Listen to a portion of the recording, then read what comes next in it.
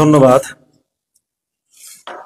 DYFI এবং টিওয়াইফ এর তরফ থেকে আজকের এই প্রেস কনফারেন্সটা আমরা করছি। ইতিমধ্যে ডিওয়াইফাই এর সম্পাদক এবং সভাপতি আমাদের কমরেড সাথী বন্ধু আপনাদের সামনে গুরুত্বপূর্ণ বিষয় নিয়ে তথ্য তুলে ধরেছেন।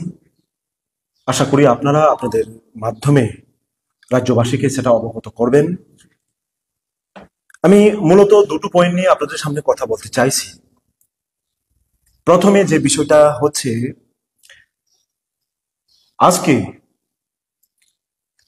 আমবাসাতে আমাদের প্রাক্তন জেনারেল সেক্রেটারি, ভারতের কমিউনিস্ট পার্টি মার্ক্সবাদী কমরেড সীতারাম ইয়েচুরি স্মরণ সভাতে অংশগ্রহণ করবার জন্য রাজ্যের বিরোধী দলনেতা, ভারতের কমিউনিস্ট পার্টি মার্ক্সবাদী রাজ্য সম্পাদক শ্রদ্ধেয় জিতেন্দ্র চৌধুরী মহোদয়, উনি আমবাসার উদ্দেশ্যে রওনা দেন। মাঝপথে নাইলাহা বাড়ি, সেখানে বিজেপি এবং তিপ্রামথার কিছু দুষ্কৃতী প্রথম থেকে রাস্তায় বাস, গাছপালা রেখে দিয়ে বাধাপ্রাপ্ত করবার চেষ্টা করছে। বিরোধী দলনেতার পদ সাংবিধানিকভাবে বিভিন্ন সাংবিধানিক পদকে অশ্রদ্ধা করে রাস্তা আটকে দেওয়া এবং রাজ্যের সুনাগরিক বৃন্দ, শান্তিকামী মানুষ, তারা কোনোভাবেই মানবে না। জিতেন্দ্র চৌধুরী মহোদয়, তিনি বর্তমানে শুধুমাত্র বিরোধী দলনেতা নন, রাজ্যের প্রাক্তন গ্রামোন্নয়ন মন্ত্রী, উপজাতি কল্যাণ মন্ত্রী এবং রাজ্যের প্রাক্তন পূর্ব আসনের নির্বাচিত সাংসদ হিসেবে লোকসভায়ও রাজ্যের মানুষের কথা তিনি তুলে ধরেছেন নানানভাবে, নানান উপায়ে, বিভিন্নভাবে।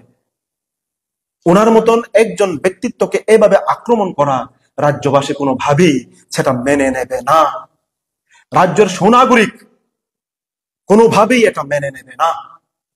আজকে আমরা এই সাংবাদিক সম্মেলনের মাধ্যমে এই ঘটনাকে তীব্র ভাষায় নিন্দা জানাচ্ছি এবং রাজ্যবাসীর কাছে আমরা আপিল করছি, বিজেপি, তিপ্রামথা, আইপিএফটির এই নোংরা রাজনীতি, এই অগণতান্ত্রিক রাজনীতি, এই অসাংবিধানিক রাজনীতি, আইনকে বেআইনি পথে তারা পরিচালিত করছে, এর বিরুদ্ধে রুখে দাঁড়ানোর জন্য আমরা এই সাংবাদিক সম্মেলন থেকে আহ্বান জানাচ্ছি। সাংবাদিক বন্ধুগণ, আমি আরেকটু সময় চাইছি আপনাদের সামনে। আমরা দেখেছি 2021 সালে টিটিএডিসিতে তিপ্রামথা প্রশাসনে আসার পর তারা বিভিন্ন সময় বিভিন্ন রুল, বিল তারা পাস করেছেন। যেমন 2021-এ পুলিশ বিল, পুনঃ বিল তারা অ্যামেন্ডমেন্ট করে পাস করেছেন এবং বলবার চেষ্টা করেছিলেন তখন অল্প সময়ের মধ্যেই বিশেষত এডিসি এলাকার যারা উপজাতি অংশের যুবক যুবতীদের এই পুলিশ বিল পাস করার মাধ্যমে তাদেরকে নিয়োগ দেওয়া হবে, এই কথা তারা বলেছিলেন। কিন্তু দুঃখের বিষয় হলো, প্রায় 5 বছর হতে চলল, আগামী 2026-এর মার্চ মাসের মধ্যে আবার নির্বাচন হবে, কিন্তু পুলিশ বিল পাস হওয়ার পর তাদেরকে নিয়োগ করার যে কথা, সেটা কোথায় গেল রাজ্যবাসী এখন জানতে চায়, আমরা জানতে চাই। গত বছর 2024 ফেব্রুয়ারি মাসে একটা নোটিফিকেশনের মাধ্যমে সাব জেডিও এবং ডেপুটি পিও পোস্টে 110টি পোস্ট নিয়োগ করার জন্য একটা বিজ্ঞপ্তি জারি করেছিলেন। বিজ্ঞপ্তি জারির পর রাজ্যবাসী দেখেছে প্রায় 30,000-এরও উপর অ্যাপ্লিকেশন সেখানে জমা পড়েছে এবং পরীক্ষায় প্রায় 26,000-এর উপর অ্যাপ্লিক্যান্ট বসেছে। পরীক্ষার রেজাল্ট তারা জুলাই মাসের 10 তারিখে একটা অফিসিয়াল নোটিফিকেশনের মাধ্যমে তারা প্রকাশ করলো। প্রকাশ করার পর রাজ্যব্যাপী বিভিন্ন সোশ্যাল মিডিয়া, আপনাদের গণমাধ্যমে, সংবাদপত্রের বিভিন্ন ফ্রন্ট পেজে আমরা দেখলাম সেখানে দুর্নীতি হয়েছে, প্রশ্ন ফাঁস হয়েছে। কিন্তু উল্লেখ্যভাবে সেখানে সেই নোটিফিকেশনে স্পষ্টভাবে লেখা ছিল সেপ্টেম্বরের 20 তারিখ থেকে যতগুলো রেজাল্টের লিস্ট বেরিয়েছে সেটা নিয়ে ইন্টারভিউ করা হবে।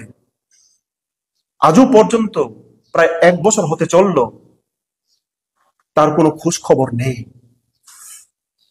অথচ আমরা শুনেছিলাম তিপ্রামথার যিনি কর্তা, এডিসি নির্বাচনের পূর্বে রাজ্যবাসীর সামনে তিনি বলবার চেষ্টা করেছিলেন, বলেছিলেন যে তাদের দল এডিসি প্রশাসনে আসলে পর ট্রান্সপারেন্সি গভর্নমেন্ট হবে, ট্রান্সপারেন্সি নিয়োগ হবে, দুর্নীতি হবে না। কিন্তু আজকে আমরা পত্র পত্রিকার ফ্রন্ট পেজে প্রত্যেকদিন দেখতে পাই দুর্নীতি হচ্ছে, প্রশ্ন ফাঁস হয়ে যাচ্ছে। রেজাল্ট প্রকাশের পর একের পর এক দুর্নীতির খবর বিভিন্ন পত্র পত্রিকার মাধ্যমে আমরা দেখছি। নিয়োগের নামে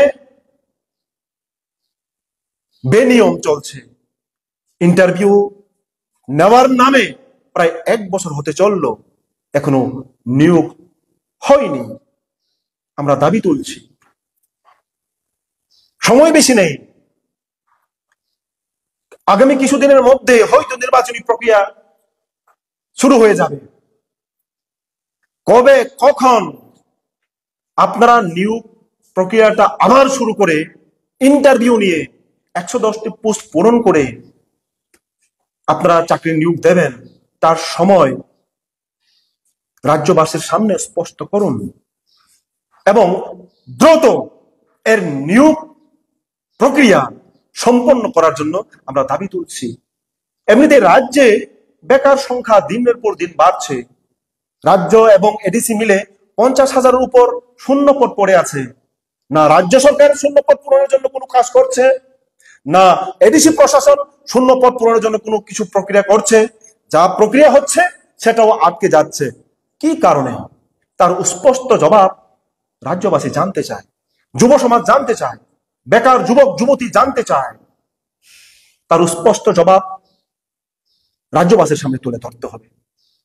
এ কথাটুকু বলেই আমার সংক্ষিপ্ত দুটো পয়েন্ট বলা এখানে শেষ করছি। নমস্কার।